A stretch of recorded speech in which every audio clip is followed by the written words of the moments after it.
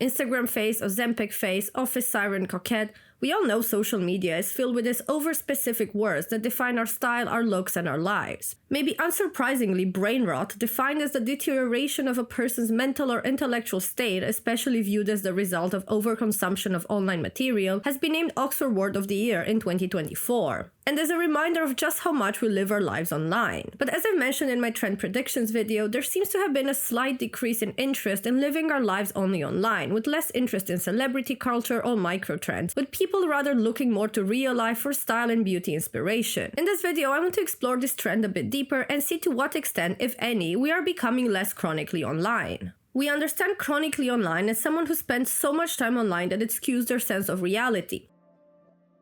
The first area where we see a switch in this is beauty standards. Beauty standards and people who follow them have always existed, from lead makeup in the 18th century to fad diets in the 20th century and the thinness obsession of the early 2000s. But despite their existence, it was not always easy and sometimes even impossible to fully achieve it, with people instead focusing on embracing their own looks and maybe enhancing their existing features that fit in a certain standard. In addition, people just would not see that many other perfect people. They would have their real life circles, or they would see celebrities in TV or magazines, but it doesn't even compare to the influx of people we see every day on social media.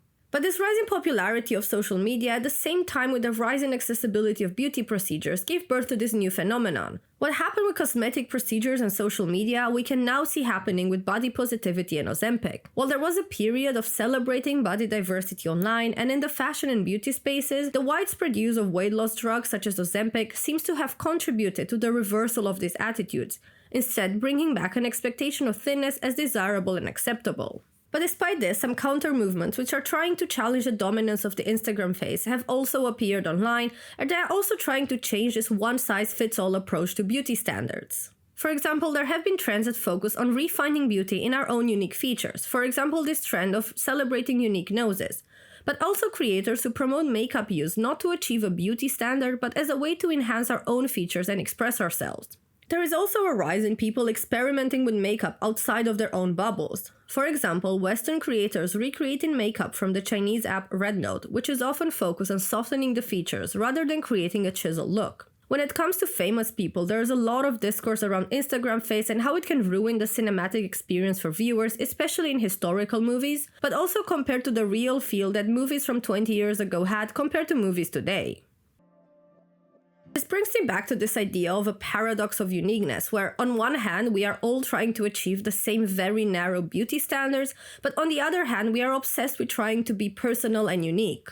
I mentioned the microtrend final boss meme before, which is a great example of becoming conscious of how uncreative this so-called unique microtrends can look when people just jump on the trend and don't actually take the time to develop some individual style or adaptation. And I think this commodification of personalization has reached a peak in 2024 with trinkets and back charms, which have really exploded in popularity in this past year.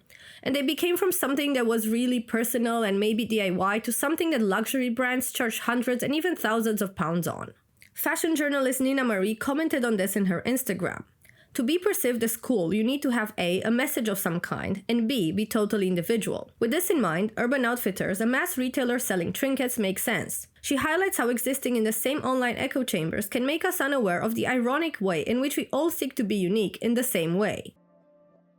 But more and more, there seems to be a trend to returning to real life when it comes to the media we consume. I saw this content creator on TikTok who said that in real life is going to be the biggest status symbol of 2025, and I think I kind of agree with this. One big trend a few months ago was centered around this idea of cool girl hobbies or rich girl hobbies, basically what hobbies to take up to be more interesting. And while I really don't agree with this infantilizing one-size-fits-all approach, it was really interesting to see how many of these hobbies were centered around sports, usually sports that you can do in a community or in a group, as well as hobbies where we can really create something physical in real life. This trend can also be illustrated when it comes to fashion media, with a lot of publications that went digital only before or during the pandemic are now relaunching print issues, including Vice, Nylon, ID, and even Playboy.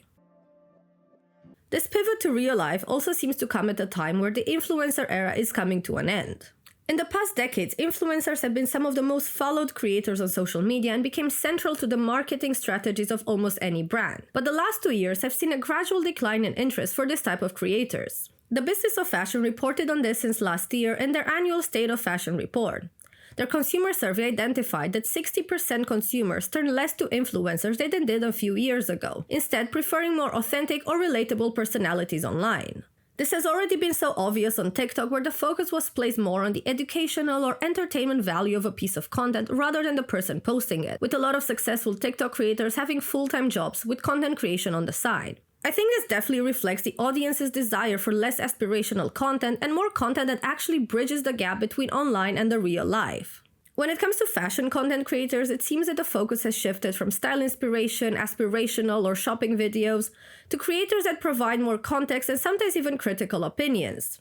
For example, Boring.com, who is an anonymous Instagram account, or fashion commentator Ryan Ip, who told me in an interview that his mission online is to provide an alternative perspective instead of using what I dislike as an excuse to go viral or blindly hate. Finally, I don't think we will see a switch completely away from social media, as it's still so central to our lives, to communicating with people or discovering new things. But it's really interesting how we've grown this awareness of the differences between these online realities and the real life realities. And I think this makes the year ahead very interesting when it comes to social trends.